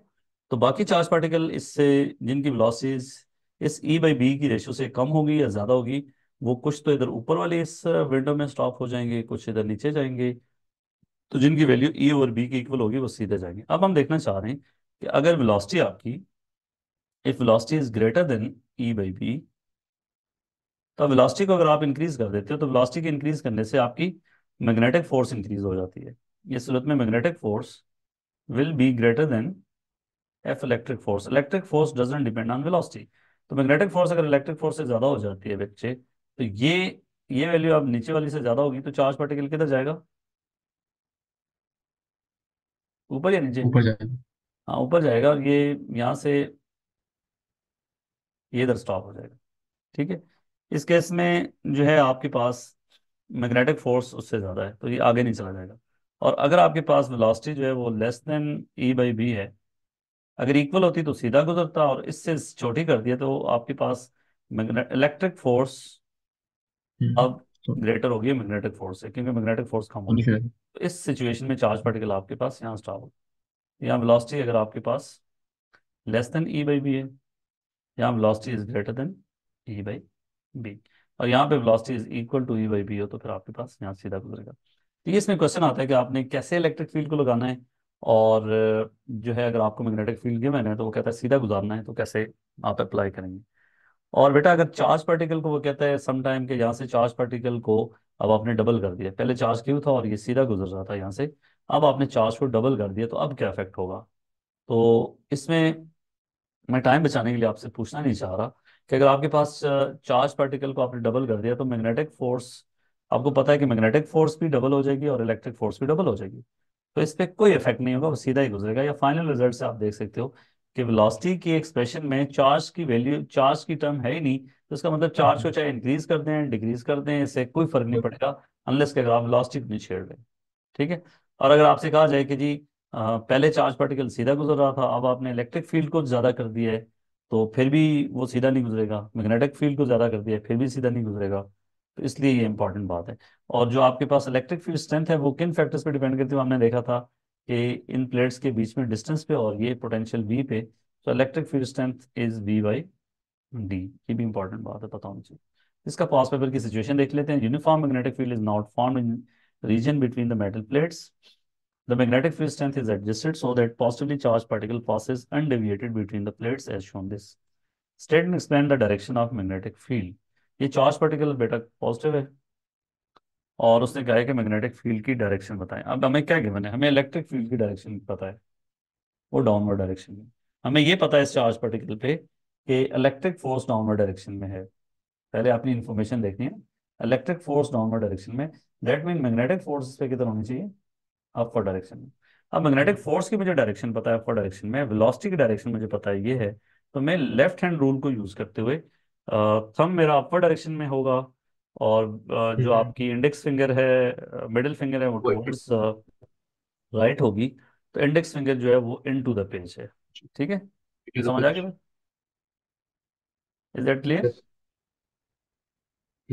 ये ऊपर वाली सिचुएशन है, आपकी आवाज नहीं आ रही बेटा मुझे। State and explain the direction of magnetic field. इसमें एक्सप्लेनेशन भी करनी है आपने कि electric force is in the downward direction, so magnetic force must be in the upward direction. So using Fleming left hand rule, जो आपके पास है, magnetic flux density should be, magnetic field should be into the page. ठीक है। So particle has yes. Speed this calculate the magnitude of magnetic flux density. Speed हमें पता है, और हमें फाइनल एक्सप्रेशन हमने ऑलरेडी ऊपर जो निकाला था कि speed is E by B. अगर आपको ना याद हो तो आप फौरन से Q E B is equal to E Q करके आप निकाल सकते हैं, और आपके पास फाइनल रिजल्ट जी। भी चाहिए होगा। वेलोसिटी मुझे पता है, मैग्नेटिक फ्लक्स डेंसिटी मैंने फाइंड करनी है, that is E over V. So E की वैल्यू जो है आपके पास क्या है इस सूरत में, calculate the magnitude of magnetic flux density, कैसे निकालोगे? अच्छा ये एक एक चार्ज पर, सॉरी ये क्वेश्चन मैंने उठाया था, इसका फर्स्ट पार्ट मैंने वो उठाना भूल गया हूँ। तो ई की वैल्यू फर्स्ट पार्ट में थी। ठीक है। ठीक है। Is that clear? ई की वैल्यू फर्स्ट पार्ट में थी, इसलिए मतलब उसमें आई डोंट एग्जैक्टली रिमेंबर कि शायद वी गिवन था और ये डिस्टेंस गिवन था, या ई डायरेक्टली गिवन था। यहाँ पे बस आपको पता है कि वेलोसिटी की वैल्यू ये है, ई की वैल्यू वहां से पहले पार्ट से यूज करनी है, तो बी की वैल्यू आपने उठा लेनी है, निकाल देनी है। उसके बाद कहते हैं particle in this has mass M and charge Q and velocity speed V, without any further calculation, state and effect, if any, on the path of particle that has mass m, charge minus q, v, velocity. अगर charge positive के बजाय minus Q कर दें तो क्या इसके path में फर्क पड़ेगा if the mass and velocities are same? Charge का मैग्नीट्यूड भी सेम है। चार्ज का नहीं, कोई फर्क नहीं पड़ेगा। उसकी वजह यह है कि अगर आप इसको माइनस क्यू कर देते हैं यहाँ पे, फाइनल एक्सप्रेशन में आपको पता है कि चार्ज तो आता नहीं है, तो जब माइनस क्यू कर हम्म, देंगे तो माइनस क्यू करने से जो इलेक्ट्रिक फोर्स होगी अब इस पे अपवर्ड डायरेक्शन में होगी, एफ इलेक्ट्रिक, और मैग्नेटिक फोर्स जो है वो डाउनवर्ड डायरेक्शन में होगी। ठीक है, तो दोनों की डायरेक्शन जो है वो पहले की निस्बत में अपोजिट हो गई है, लेकिन दोनों, अब आपको पता है कि इलेक्ट्रिक फोर्स होती है वो ई क्यू, चार्ज का मैग्नीट्यूड वही है, तो इसलिए इलेक्ट्रिक फोर्स पे कोई फर्क नहीं पड़ा। मैग्नेटिक फोर्स जो है वो क्यू वी बी, इस पे भी कोई फर्क नहीं पड़ा। तो in short there will be no change. Mass M, charge Q और स्पीड, स्पीड को डबल करते हो तो अब आपको पता होना चाहिए कि जब आप स्पीड को इंक्रीज करते हो तो उससे एक फोर्स तो उस पर डिपेंड करती है, दूसरी फोर्स डिपेंड नहीं नहीं। करती। तो जो आपके पास स्पीड को इंक्रीज करने से चार्ज, चार्ज वही है, पॉजिटिव ही है, तो मैग्नेटिक फोर्स हम्म। पहले किधर लग रही थी पॉजिटिव चार्ज पार्टिकल पे, you remember? Electric into force the नीचे थी प्लेट। ना भाई, जी। मैग्नेटिक फोर्स किधर है? ऊपर। अपवर्ड्स। याद है, भूल गए? ज्यादा। सो मैग्नेटिक फोर्स होती है Q V B, magnetic force velocity double करने से डबल हो जाएगी। इलेक्ट्रिक जी। फोर्स होती है ई क्यू, ई को आपने नीचे छेड़ा, चार्ज को नीचे छेड़ा, इलेक्ट्रिक फोर्स सेम है, ये सेम है, लेकिन ये वैल्यू डबल हो गई है। तो चार्ज पार्टिकल अब सीधा नहीं गुजरेगा, किस तरह मूव करेगा? अपवर्ड्स। अपवर्ड डायरेक्शन में। ठीक है, और उसके बाद जो है मैस को डबल कर दिया, चार्ज नहीं को फर्क। और वेलोसिटी को सेम कर दिया, वही रखा है। तो मैस के डबल करने से क्या फर्क पड़ेगा? कोई फर्क नहीं पड़ेगा। मैस की तो कोई, मैस में तो कोई डिपेंडेंसी है ही नहीं ना, यहाँ पे हम ग्रेविटेशनल फील्ड को वैसे इग्नोर कर रहे हैं। सो इसलिए आपके पास magnetic force Q V B, electric force E Q, so इसलिए आपके पास इस पे no change, it will go straight. जी सर, एक मिनट आना, दरवाजा दरवाजे पे है। ओके, लाइव स्ट्रीमिंग में इसमें मसला हो जाता है। ओके, सो इस केस में हमने ये काम कर लिया। अब हम बात करते हैं कि जी हॉल वोल्टेज कैसे है। जी सॉरी।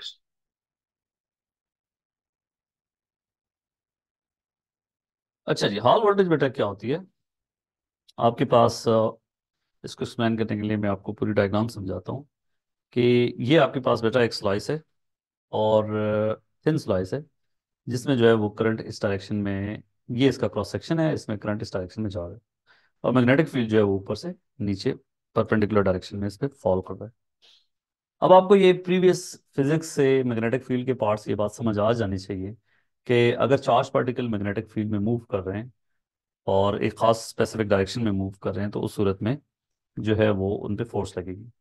लेट्स से बेटा ये आपके पास है, ये जो इलेक्ट्रिक करंट है और यहाँ से इलेक्ट्रॉन्स आपके मूव कर रहे हैं, तो क्या होगा कि मैग्नेटिक फील्ड जो है वो ऊपर से नीचे की डायरेक्शन में है और इलेक्ट्रॉन की वेलोसिटी की डायरेक्शन ये है। तो अगर आप इसकी ऊपर फोर्स की डायरेक्शन इलेक्ट्रॉन्स में निकालें राइट हैंड रूल को यूज़ करते हुए, आप इंडेक्स फिंगर को मैग्नेटिक फील्ड की डायरेक्शन में रखें नीचे, और जो मिडिल फिंगर है उसको इलेक्ट्रॉन की वेलोसिटी की डायरेक्शन में रखें, तो इलेक्ट्रॉन्स पे जो फोर्स लगेगी वो इलेक्ट्रिक फोर्स इलेक्ट्रॉन्स पे इस डायरेक्शन में लगेगी। आप जस्टिफाई कर लेना इसको, ठीक है? राइट पे जाएगी ना। राइट पे जाएगी। सो इलेक्ट्रॉन्स जो है उन पे फोर्स इस डायरेक्शन में लगेगी, तो इसका मतलब ये होगा कि इलेक्ट्रॉन्स इस प्लेट की इस फेस की तरफ शिफ्ट होंगे, तो जिसकी वजह से इसके ऊपर, पहले ये न्यूट्रल थी प्लेट, तो अब इस साइड पे इलेक्ट्रॉन्स की एक्सेस हो जाएगी, जिसकी वजह से यहाँ पे नेगेटिव चार्ज बनेगा। और ये इलेक्ट्रॉन्स बेसिकली इस प्लेट के ही शिफ्टेड हैं, तो दूसरी साइड पे क्या होगा? पॉजिटिव चार्ज इंड्यूस हो जाएगा। ठीक है।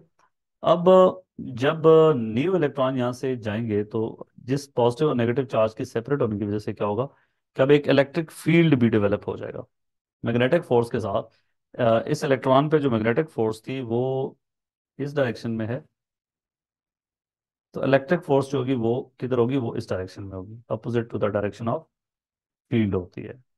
इलेक्ट्रिक फील्ड की जो डायरेक्शन है बेटा वो ये डायरेक्शन है इलेक्ट्रिक फील्ड की। तो इसकी वजह से इलेक्ट्रॉन पे इलेक्ट्रिक फोर्स पे अब लगना शुरू हो जाएगी मैग्नेटिक फोर्स के साथ। तो जिसकी वजह से अब जो है जो बाद वाले इलेक्ट्रॉन्स आ रहे हैं उनको उनके ऊपर ना सिर्फ मैग्नेटिक फोर्स है बल्कि इलेक्ट्रिक फोर्स भी लगना शुरू हो गई है, जिसकी वजह से एक वक्त ऐसा आएगा, अभी इलेक्ट्रिक फोर्स कम है मैग्नेटिक फोर्स से तो वो इस साइड पे आते रहेंगे। एक टाइम आएगा कि इलेक्ट्रिक फोर्स मैग्नेटिक फोर्स की जब इक्वल हो जाएगी तो फिर इलेक्ट्रॉन सीधा गुजरेगा इस पाथ पे, फिर अनडेविएटेड गुजर जाएंगे। उस वक्त जो वोल्टेज या इलेक्ट्रिक फील्ड होगा उसकी वैल्यू मैक्सिमम हो जाएगी। तो ये जो पोटेंशियल क्रिएट हो गया है, डेवलप हो गया है, इसको हॉल वोल्टेज हम नाम देते हैं। ठीक है। तो इलेक्ट्रॉन पे चार्ज पार्टिकल्स पे मैग्नेटिक फील्ड के अंदर मूवमेंट की वजह से उन पे फोर्स लगी, जिसकी वजह से वो टुवर्ड्स राइट फेस की तरफ आपके पास शिफ्ट हुए, और सामने वाली फेस पे जो है वो आपके पास पॉजिटिव पॉजिटिव पोटेंशियल क्रिएट हो गया। इसकी वजह से जब आपके पास इलेक्ट्रिक फील्ड है तो उसका मतलब इलेक्ट्रिक पोटेंशियल है या वोल्टेज है, तो इसकी वजह से यहाँ पे जो पोटेंशियल डेवलप हुआ है उसको हॉल वोल्टेज का नाम देते हैं वीएच से। ठीक है। तो आपको सबसे पहले ही बात पता होनी चाहिए कि किन दो फेसेस के बीच में हॉल वोल्टेज डेवलप होता है, ये आपको पता चल गया कि अगर करंट की डायरेक्शन ये है, मैग्नेटिक फील्ड ऊपर से नीचे है, तो ये इस ऊपर वाली फेस पे, नीचे वाली फेस पे, इस फेस पे, इस पे नहीं होता, बल्कि ये सामने वाली फेसेस पे के बीच में होता है। और आपको ये बात पता भी होनी चाहिए कि किस फेस पे कौन सा चार्ज होगा और किस फेस पे कौन सा होगा। अब हॉल वोल्टेज की वैल्यू अगर आपको फाइंड करनी पड़ती है तो वो हमने ऑलरेडी किया हुआ है, आपको डराइव भी करनी आनी चाहिए कि जी हॉल वोल्टेज जब आपके पास इलेक्ट्रिक फोर्स और मैग्नेटिक फोर्स इक्वल हो जाते हैं तो फिर आपके पास जो चार्ज पार्टिकल है वो स्ट्रेट मूव करता है। सो एफ इलेक्ट्रिक को आपने एफ मैग्नेटिक के इक्वल करना है, उसी तरीके से जैसे हम पहले करते आ रहे हैं। Electric force is E Q और magnetic force is Q V B. ठीक हो गया। जी। आगे बताए ना। ई ई क्या होगा। ई आपको पता है कि जब आपके पास ये यूनिफॉर्म इलेक्ट्रिक फील्ड जो बन गया है उसकी इलेक्ट्रिक फील्ड स्ट्रेंथ होती है ये V H divided by distance T. अगर आपको ये याद है हमने यूनिफॉर्म इलेक्ट्रिक फील्ड में किया था कि अगर आपको इन दो प्लेट्स के बीच में पोटेंशियल पता है और इनके बीच में डिस्टेंस पता है तो ई यूनिफॉर्म होगा इसके बीच में और उसकी वैल्यू होगी V by D. D. So electric field strength is V, इसको एच से शो कर देते हैं, क्यू डिवाइडेड बाई डी।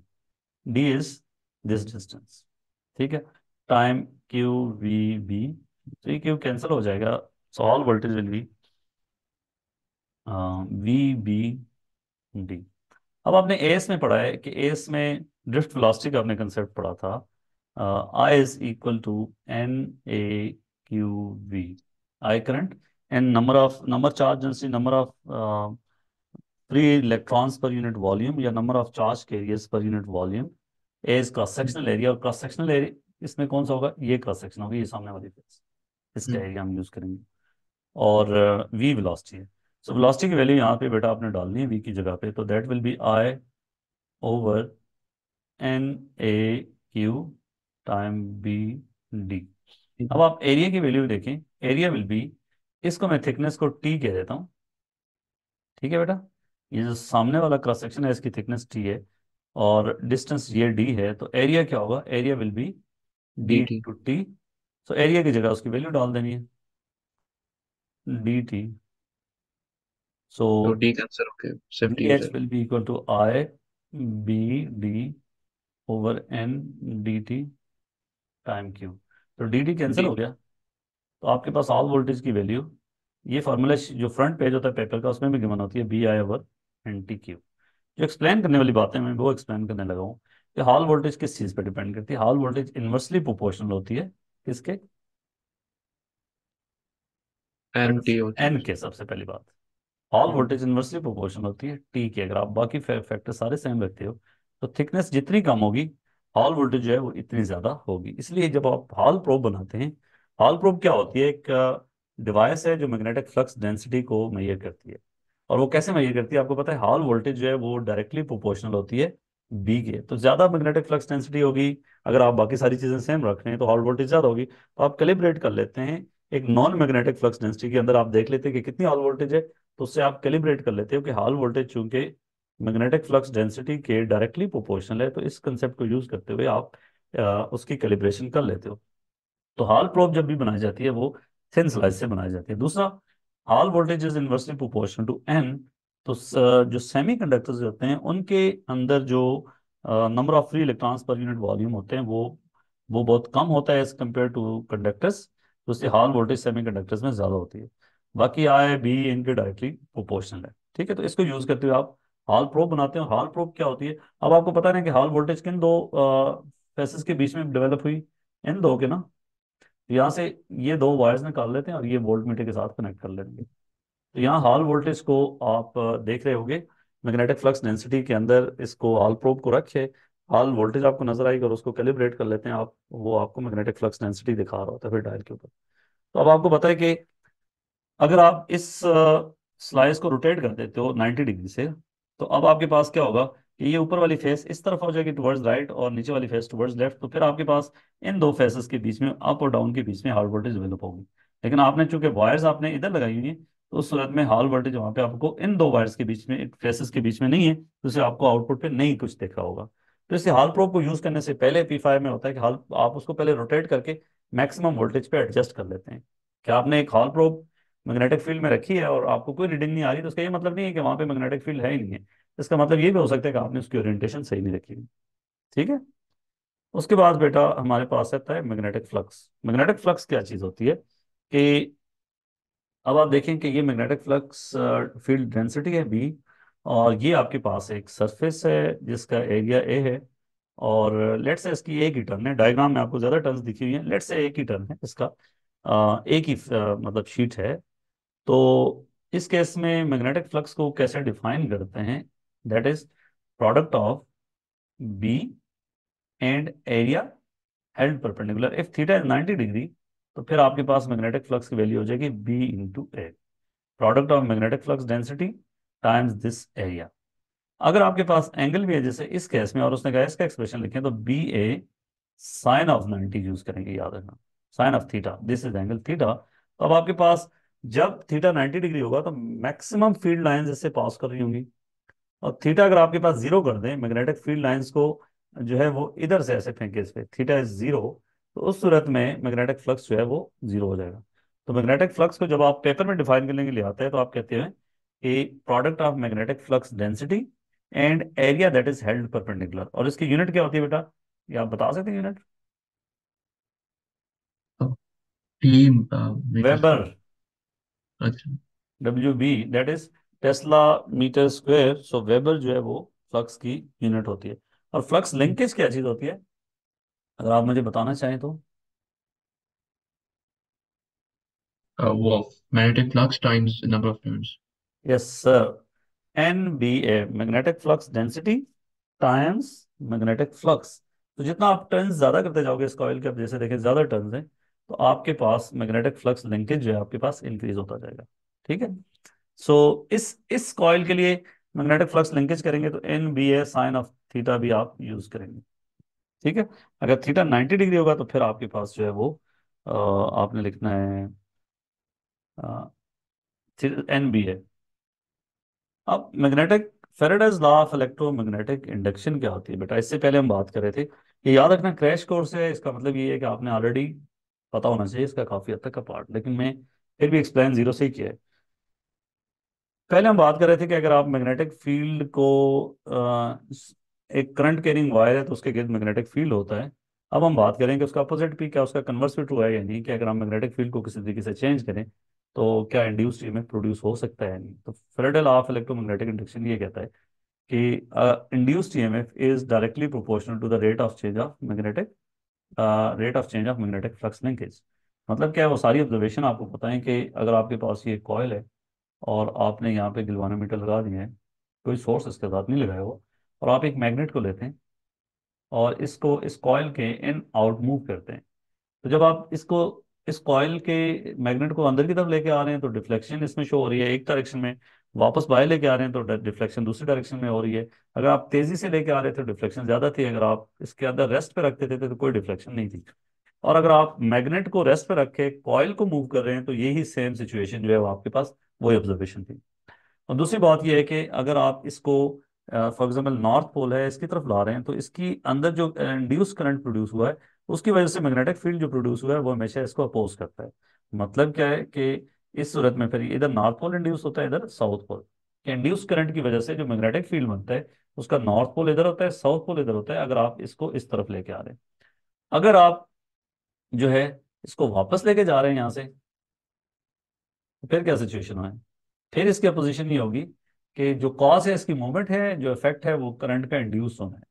तो इस सूरत में जो आपके पास यहाँ पे होगा वो साउथ पोल, यहाँ पे नॉर्थ पोल, कि ये इसको पुल कर रहा होगा वापस अपनी तरफ। ठीक है, तो ये ऑलवेज उसको अपोज करता है। अगर आप उसकी तरफ मैग्नेट को ला रहे हैं तो रिपेल करेगा, उससे दूर जा रहे हैं तो अट्रैक्ट करेगा। ये लेंजेस लॉ की वजह से था। सो फेराडे लॉ क्या था कि induced EMF is directly proportional to the rate of change of magnetic flux linkage delta n phi divided by delta T. ये फेराडे लॉ था। इसको डिफाइन कैसे करेंगे? Induce EMF is directly proportional to the rate of change of magnetic flux linkage. और इसकी direction क्या होती है? लेंजेस लॉ की वजह से यहाँ पे माइनस साइन आया था कि लेंजेस लॉ की डेफिनेशन पे बता दूं कि induce current, induced EMF is such that it always opposes the cause that produces it, this is cause, और induce current is effect.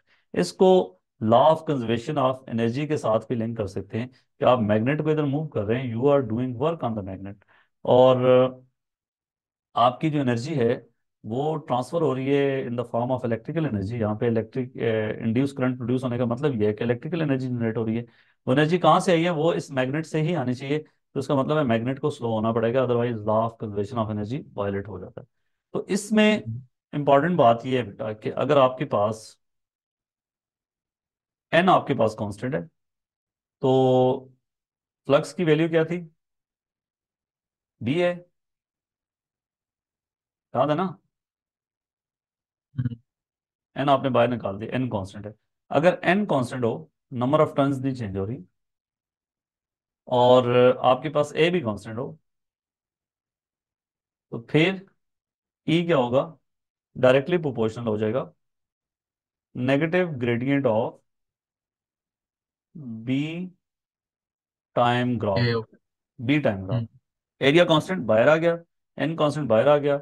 So B और टाइम का ग्राफ है, उसका नेगेटिव ग्रेडियंट जो है वो इंड्यूस ईएमएफ के इक्वल होगा, प्रोपोर्शनल होगा। अगर आपके पास जो है वो ए कांस्टेंट है, बी जो है आपने हमने पहले बताया था स्टार्ट में कि बी जो होता है वो करंट कैरिंग वायर की वजह से B is proportional to current. So अगर करंट चेंज हो रहा है जिसकी वजह से बी चेंज हो रहा है, तो फिर आप इंड्यूस ईएमएफ जो है वो डायरेक्टली प्रोपोर्शनल होगा negative gradient of I time graph.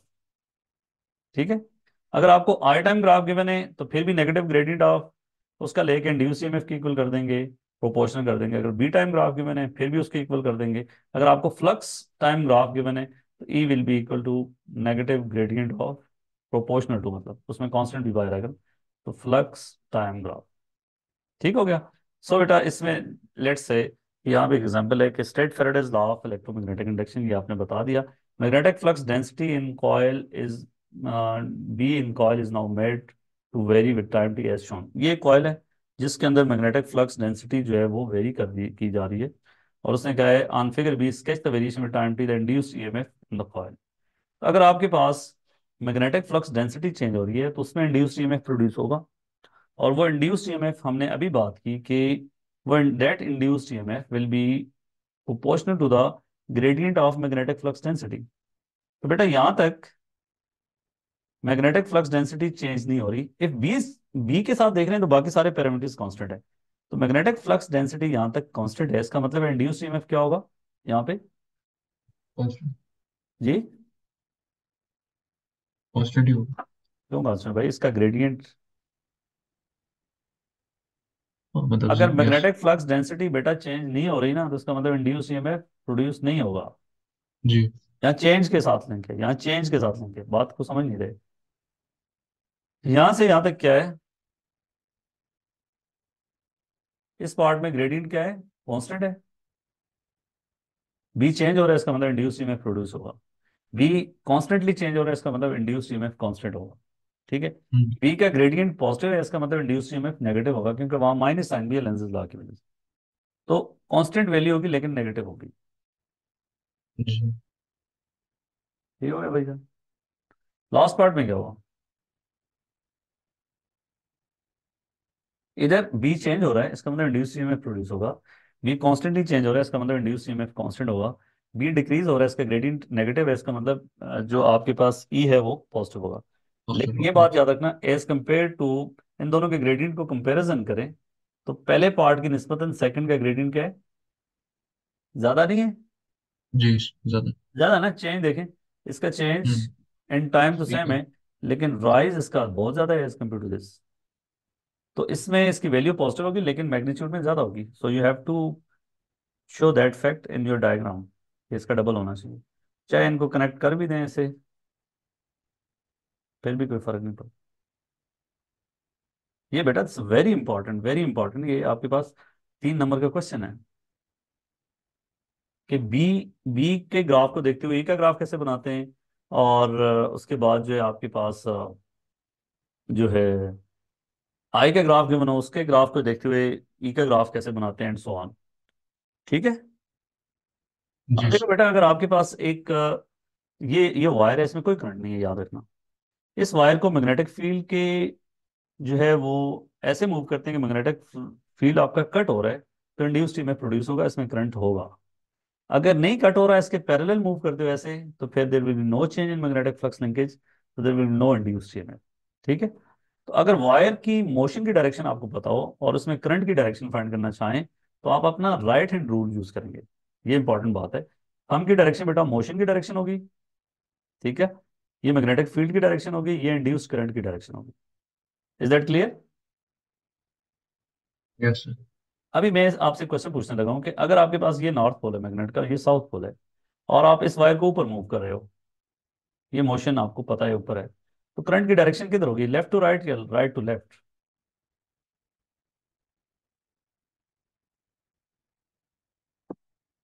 अपना राइट हैंड रूल यूज करना है बेटा, this is right hand rule. जी। ये इंड्यूस्ड करंट का जो डायरेक्शन है वो राइट हैंड रूल से फाइंड की जाती है। सो मोशन की डायरेक्शन क्या होगी, अप। मैग्नेटिक फील्ड की डायरेक्शन क्या है, उधर की अच्छा, तरफ, doctor. North to south. So आप इंडेक्स फिंगर यस। को उधर कर लें, थंब को ऊपर कर लें, तो जो मिडिल फिंगर है वो टुवर्ड्स लेफ्ट है, राइट।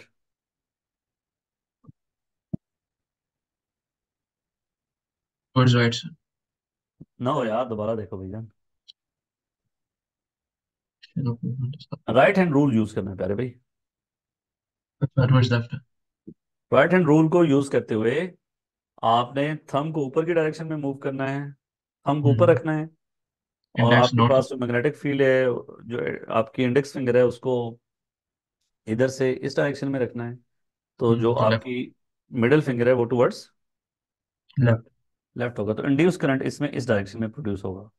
ये पूछा जा सकता है कि ऊपर मूव कर रहे हो तो ऐसे प्रोड्यूस होगा, नीचे मूव कर रहे हो तो दूसरी डायरेक्शन में मूव करेगा, प्रोड्यूस होगा। ठीक है। अब क्वेश्चन ये है कि जी, uniform magnetic flux density between the poles of magnet, बस अब खत्म होने वाला है 2-3 मिनट में। इज दिस 89 मिली टेस्ला बेटा, ये बी की आपके वैल्यू गिवन है। Outside the region of poles the magnetic flux density is 0, stiff copper wire is connected to sensitive ammeter, और एमीटर की रेजिस्टेंस है 0.12 ओम। ठीक है। आइडियल एमीटर की रेजिस्टेंस 0 होती है, लेकिन प्रैक्टिकल की कुछ होती है। Student moves the wire at constant speed 1.8 metre per second between the poles in the direction parallel to the faces of the poles. Calculate the magnetic flux between the poles of the magnet. Magnetic flux का क्या formula होता है, B ए। ठीक है। जी। तो क्या होगा, B कितना है आपके गिवन है, 89 times 10 89 power time ten minus. Power minus three, और एरिया क्या होगा, इस फेस का एरिया यूज करोगे, सामने जो है पोल्स के बीच में। ठीक है। और इसमें 2.4 टाइम 5 5। रेक्टेंगल है। 2.4 times 10 power minus 2 times 5 times 10 power minus 2। Yes. ये आपके पास है मैग्नेटिक फ्लक्स, वेबर में इसका आंसर आ जाएगा, देखेंगे यूनिट पे कौन है, 2 नंबर इसके आगे। उसके बाद, हाँ, use your answer to determine for the wire moving between the poles of the magnet the EMF induced. EMF कैसे फाइंड करते हो? ईएमएफ होता है, आप Faraday law of electromagnetic induction use करेंगे कि change of magnetic flux linkage delta, number of turns तो है नहीं ना, तो change of flux delta five over delta change in time, कि कितने टाइम में कितना हम्म फ्लक्स चेंज हो रहा है। तो सबसे पहले हम देखेंगे कि वायर को नीचे से ऊपर लाने में कितना टाइम लग रहा है। ठीक है, फ्लक्स का चेंज तो हमें पता चल गया ना कितना है। जब आप वायर को इस नीचे वाले पॉइंट से बेटा ऊपर तक लाएंगे तो चेंज इन फ्लक्स इतना होगा। Is that clear? हम्म और टाइम कितने में गए? टाइम के लिए इसकी वेलोसिटी को यूज करेंगे। Distance moved by the wire is 2.4 centimetre, vertical distance देखेंगे, और velocity is this, so distance is, velocity is distance over time, so time is distance over velocity. Is that clear? 2.4 time 10⁻⁻², distance moved, और velocity is 1.8। तो ये आपके पास time आ जाएगा। इस time को उठा के इधर डालेंगे और फ्लक्स की जगह ये ऊपर वाली वैल्यू डालेंगे, तो आपके पास इंड्यूस्ड ईएमएफ की वैल्यू आ जाएगी। Is that clear? Yes sir. A demonstration of Lenz's law and the relationship of the Lenz's law and law of conservation of energy। अब देखो बेटा, इट्स वेरी इंपॉर्टेंट कि अगर आपके पास ये एक आपके पास कॉयल है और इसके साथ एक रेजिस्टर लगा हुआ है, एक स्विच है, स्विच अभी आपका ओपन है। ये मैग्नेट एक स्प्रिंग के साथ एक मैग्नेट है जो अप एंड डाउन ऑसिलेट कर रहा है। ठीक है, अब जैसे ही अप एंड डाउन मूव करता है तो इस कॉयल के अंदर मैग्नेटिक फ्लक्स जो है वो कट होता है, जिसकी वजह से इंड्यूस्ड ईएमएफ प्रोड्यूस होगा। अच्छा, इंड्यूस्ड ईएमएफ तो प्रोड्यूस होगा, लेकिन चूंकि सर्किट कंप्लीट नहीं है तो इंड्यूस करंट प्रोड्यूस नहीं होगा। हम्म इंड्यूस करंट प्रोड्यूस होगा, नहीं होगा। एनर्जी लॉस होगा। नहीं। तो एनर्जी लॉस नहीं होगी, तो इसका मतलब ये है कि ये इस मैग्नेट की मोशन के अंदर कोई डैम्पिंग प्रोड्यूस नहीं करेगा। ठीक है, समझ आई बात? Yes sir. लेंसेज लॉ की एप्लीकेशन मतलब उसका एक्शन परफॉर्म नहीं होगा, लेकिन और स्प्रिंग जो है वो कांस्टेंट एम्पलीट्यूड के साथ ऑसिलेट करता जाएगा till this point. Is that clear? Yes sir. उसके बाद जैसे आप स्विच क्लोज कर देते हो तो अब क्या होगा कि इंड्यूस करंट प्रोड्यूस होगा। इंड्यूस ईएमएफ तो पहले था, जैसे घर में आपकी बिजली आ रही है लेकिन उसको यूज नहीं करते तो आपको बिल नहीं पे करना पड़ता, तो यूज नहीं कर रहे थे, करंट प्रोड्यूस नहीं कर रहे थे। सो करंट प्रोड्यूस अब हुआ, जिसकी वजह से एनर्जी हीट की फॉर्म में डेसिपेट होगी। और वो एनर्जी कहाँ से ली है हमने? इस मैग्नेट से ली है। Law of conservation of energy के तहत वो एनर्जी जो यहाँ पे प्रोड्यूस हुई है, जो इलेक्ट्रिकल एनर्जी की फॉर्म है, वो किसी न किसी एनर्जी से ली गई है, किसी न किसी एनर्जी को रिड्यूस होना पड़ा है, तो वो मैग्नेट की जो ऑसिलेशन में जो एनर्जी होती है टोटल, वो रिड्यूस हुई है। अब उसकी एनर्जी जब रिड्यूस होगी, total energy in simple harmonic motion हमने पढ़ा था कि half M omega square X naught, अगर total X naught square total energy reduce होगी तो उसका एम्पलीट्यूड रिड्यूस होना शुरू हो जाएगा। तो अब ये मैग्नेट जो है वो डैम्प होना शुरू हो जाएगा। तो इस पॉइंट पे जो है आपने स्विच क्लोज किया है, इस टाइम पे क्या हुआ है, स्विच क्लोज हुआ है, पहले स्विच ओपन था। तो इसको जस्टिफाई करना पड़ता है। 4 नंबर का क्वेश्चन आता है कि using law of conservation of energy and lenses law explain why the amplitude of the oscillation of the spring decreases after 5 second. ये 4 नंबर का क्वेश्चन था, तो मैंने आपको एक्सप्लेन कर दिया। उसके बाद ये भी आपको पता होना चाहिए कि जब आप इसके रेजिस्टेंस को इंक्रीज कर देंगे तो फिर क्या फर्क पड़ेगा। इंड्यूस्ड ईएमएफ तो सेम प्रोड्यूस हो रहा है जो आपने पहले निकाला हुआ है, जो इसके ऑसिलेशन पे डिपेंड करता है। अब जब आप रेजिस्टेंस इंक्रीज कर दोगे, वोल्टेज सेम है, तो क्या होगा, करंट पे क्या फर्क पड़ेगा? I is equal to V over और आर।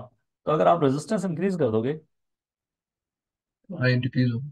आई डिक्रीज होगा, तो पावर लॉस क्या होगा?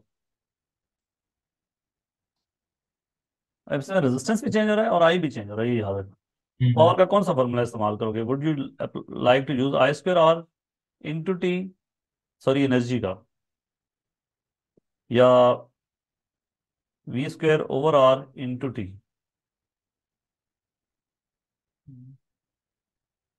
ठीक है, इसमें आई आई भी चेंज स्क्वायर। हो रहा है, आर भी चेंज हो रहा है, इसलिए इससे पता नहीं चलेगा कि क्या होगा। आई आपका कम हो रहा है, आर बढ़ रहा है। अब दोनों जी। डिफरेंट फैक्टर से चेंज हो रहे हैं तो आपको अंदाजा नहीं होगा। वी सेम है, आर इंक्रीज होने से जो एनर्जी लॉस है वो क्या होगा? कम हो डिफ्यूज जाएगा हो गई। जी। ना, एनर्जी लॉस एनर्जी कम डिफ्यूज। होगा इन the form of electrical energy. तो मैग्नेट के अंदर जो मैग्नेट की एनर्जी लॉस है वो कम होगा, तो उसकी डैम्पिंग रिड्यूस होगी या बढ़ेगी? बढ़ेगी। नहीं, डैम्पिंग बढ़ेगी। Energy loss. नहीं नहीं, एनर्जी लॉस कम एनर्जी होगी ना। लॉस इंक्रीज कम होगी तो इंक्रीज। तो इसके ऊपर ड्रॉप डैम्पनिंग करना कम। पड़े तो कैसे करोगे? पहले अगर आपके पास ये था, आपको दिखाया गया है, बाद में एनर्जी लॉस बेटा कम होगा, तो इसलिए इसका जी। एम्पलीट्यूड अब पहले से निस्बतन ज्यादा होगा। यस। लॉस कम है ना, हम्म। इसमें लॉस कम है। पहले वाले ये जो पिंक कलर का ग्राफ है इसमें लॉस ज्यादा है। ठीक है।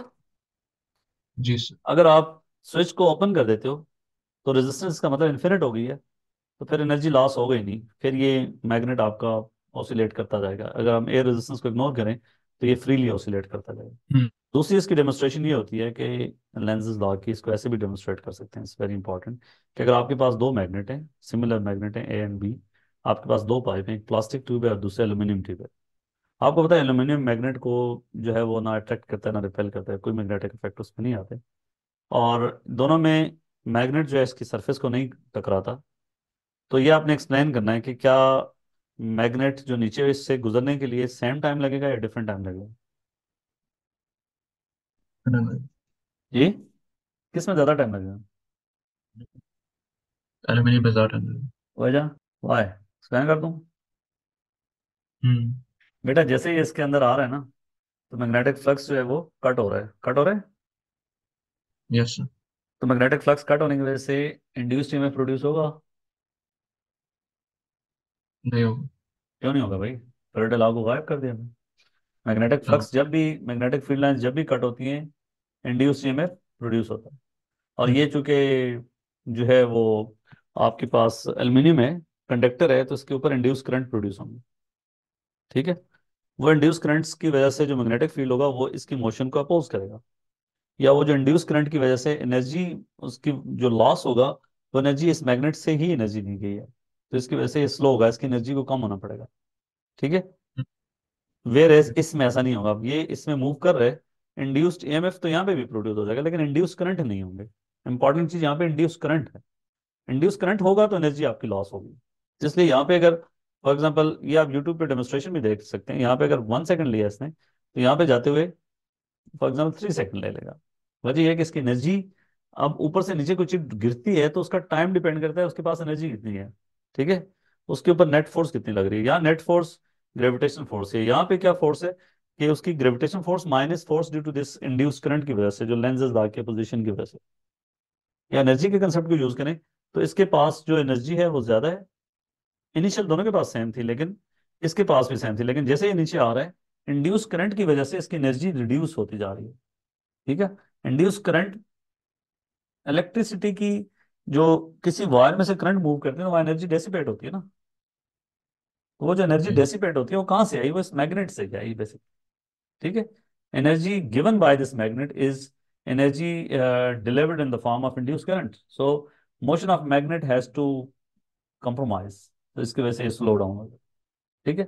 तो ये बेसिकली हमारे पास हमने पूरा इसको जो है पूरा क्रैश कोर्स कर लिया है कि कैसे मैग्नेटिक फील्ड, पूरा क्या चैप्टर है उसको, उसमें क्या क्या फार्मूलाज इस्तेमाल होते हैं, उसमें क्या क्या कंसेप्ट्स हैं, और उस सारे को हमने रिकैप कर लिया है। आई होप कि जो भी देख रहा था सबको समझ आई होगी।